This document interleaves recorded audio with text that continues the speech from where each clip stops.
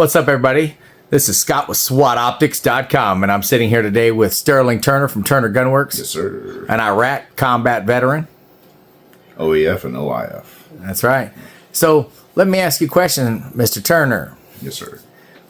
What do you like about the SWAT Optics HSS DMR? Why are you a big proponent of it?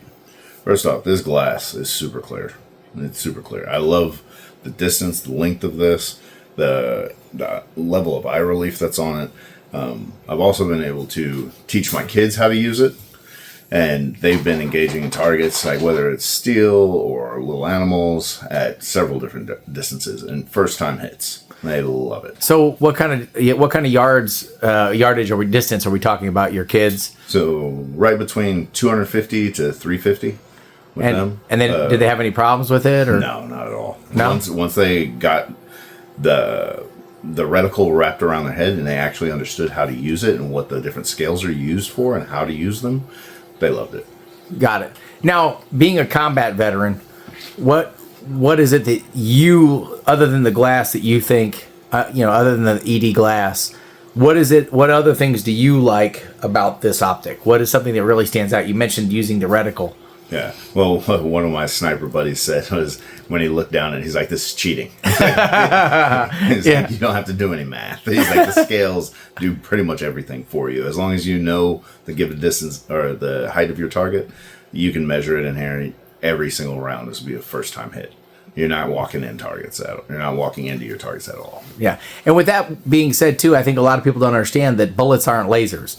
Exactly. So if bullets aren't lasers, you have to know the distance of your target to engage it effectively. Would you agree with that? Yeah, if you want to hit the head, you got to know exactly how high your hold needs to be up over the head. That's correct. Yeah, that's correct. Now, so when you think about some of the stadia in there, what is one of the most useful stadias, do you think? I believe the one that represents the size of the heads at the given range, and also the full size of the man. Yeah, like, those are the ones that I would most likely use. Gotcha. Yeah, because you can actually see the man, and so you can engage the man if you had to engage a two-legged creature. Exactly. You would be able to measure his head. So inside the reticle, you'll see that there is 3 through 6, 3, 4, 5, 6, and that represents the size of the head of the two-legged creature, and or a coyote belly to back, and or a hog's head minus the snout. Exactly. That's one thing I'm super psyched to do. Yeah. Here in about a month or so, me and my friends are going to go down and we're going to hog hunt on his property that he just acquired. He needs to eradicate a few hogs. Oh, poor you. You're going to have such a horrible time doing that, man. I know. And we have a pool going. It's going to be nice to try and put each other to shame. Yeah, there you go. Yeah. Well, I'm taking this on. Yeah. You're about to do some serious damage with that thing, man. Yeah, definitely. So, also, too, I think a lot of times, and you can discuss this too, my experience is not the same as yours. However, a lot of times in a combat situation, you probably can't see your enemy. You have an idea where he is, but you can't always see him. Exactly. Would you agree with that? Yes. And if you cannot see him and you have an idea where he's at, how do you gauge the distance? You got to be able to measure a known object. Yeah. And so before, you would have to use mills or MOA or walk in targets and give away your position. Exactly. They at least know where you're shooting from, like what direction you're shooting from. If they're undercover and they know that the rounds are coming this way, and now that you have a good idea of where they're at, they're less likely to poke out and expose themselves. Yeah, especially when you put rounds right in that window. Exactly. Yeah. And so also the window feature, you mentioned to me on countless occasions, you thought that was a really cool, the 36 by 24. Obviously, it can use way beyond outside just for windows. But like, for example, the 36 inches and the 24 inches wide and the 36 inches tall. Exactly. For AC units, that would be perfect. Yeah. And then, so say, for example, the enemy has a rucksack that's 24 inches, backpacks.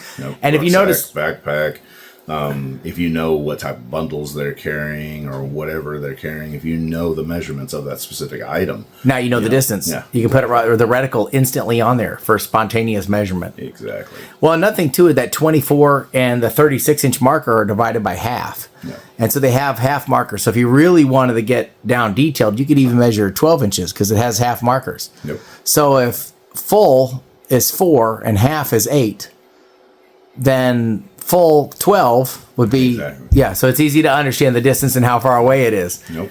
So another thing too is a lot of people don't realize this too, but like, so for example, even even tanks, even tank tracks are generally 24 inches. Yep. So it's easy. This takes all of the math out of it. Like, as long as you know what the given or what the dope of the size of the object that the person is carrying or near or around, you can effectively put rounds on target. Yeah. Whether it's chest or head. Yeah. It's going to make it very easy. And even if they're not and here's the unique thing too about this too, and I think you'll agree with me, is the fact that not only can you put rounds on the enemy if you see them, but you can also put rounds on the enemy if you don't see them, because it allows you to measure structures around them instantaneously. Yep. So that way you have an effective hold for when they do pop out. Exactly. Yeah. Correct. On my friend's property, he's got a high fence area. Most of the fences are right at 8 to 10 feet. And then here you have the option of actually gauging those little posts at different distances. Yeah. So you can see exactly where the pig's at. Yeah. That's huge, man. Yeah. That's massive, man. What do you think about the center M reticle system? I like it. I like it because You always say warheads on foreheads. Yeah, warheads on foreheads. yeah. And you can dome it. You can dome it. Yep. Canoe that skull. Yeah. And I think it's, when every military guy, since we've been doing shows and you've been at multiple shows, everyone that I have seen is like, man, dude, I can dome a forehead with this thing. Exactly. Because it's a funnel. I had this when I was deployed. It'd be so much easier. Yeah. And it creates a visual funnel. Yep. And so it's not, because it's an M-shaped reticle system, there's a gap. We call it the tack. Inside of it, and the tack is open. So if you're shooting a smaller structure, it's not. Say for example, you hold something. If your zero is 100 yards, for example, or 50 yards, or 80 yards, or whatever that is. Say for example, we'll just hypothetically we'll say 100 yards, and you're trying to shoot a baseball now at 130. You're not covering it up.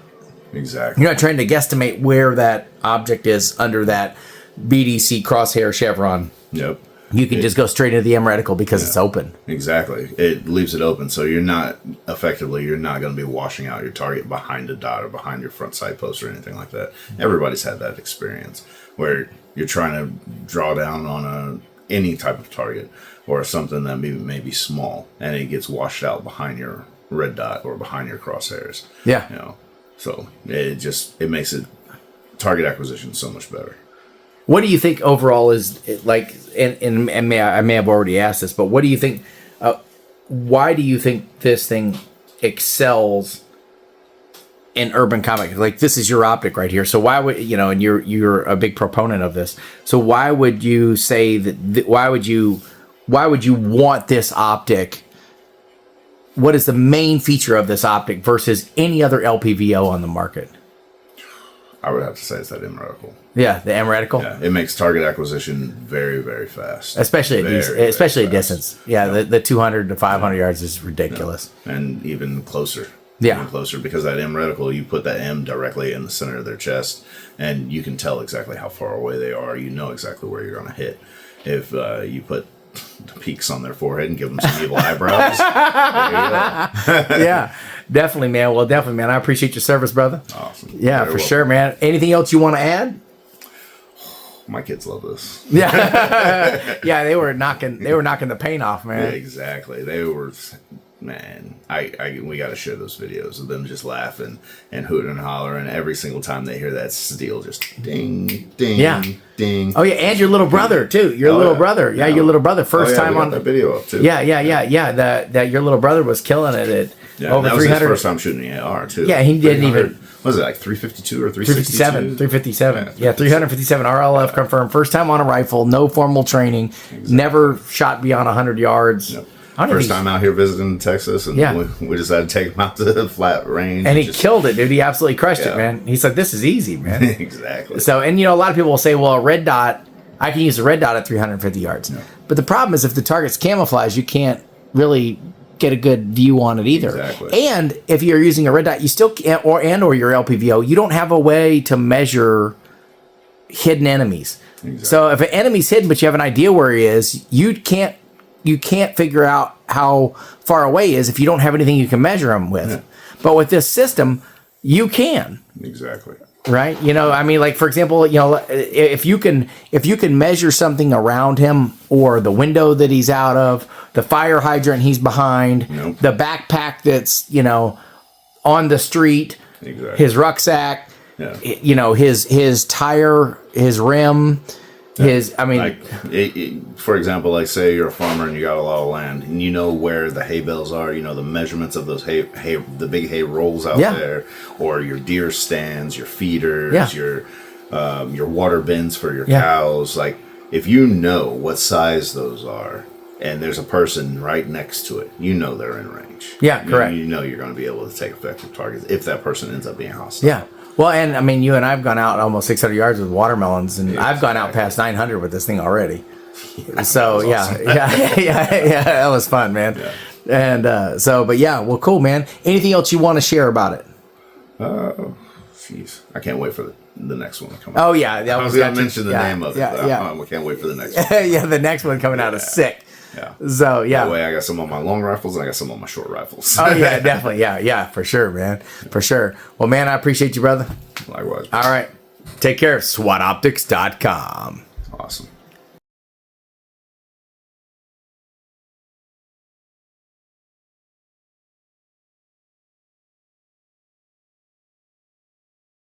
SWAToptics.com.